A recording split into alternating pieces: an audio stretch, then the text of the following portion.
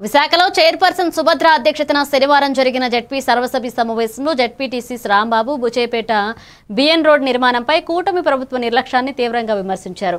అనకాపల్లి జిల్లా చోడవరం నియోజకవర్గం బుచేపేట మండలంలోని విజయరామరాజుపేట, తాచేరు, కాజ్వే 2 నెలలుగా పునరుద్ధరించకపోవడం వలన రవాణా వ్యవస్థ పూర్తిగా నిలిచిపోయిందని, వడ్డాది విజయరామరాజుపేటకు చెందిన 2 వ్యక్తులు కాజ్వేలో పడి మరణించారని గుర్తు చేశారు. అలాగే ఏజెన్సీ ప్రాంతంలోని గిరిజనులు విద్యా, వైద్యంలో ప్రభుత్వం విఫలమని, శ్మశాన వాటికల లోపం, డైవర్షన్ రోడ్ల నిర్మాణంలో అలసత్వం వలన ప్రజలు తీవ్ర ఇబ్బందులు ఎదుర్కొంటున్నారన్నారు.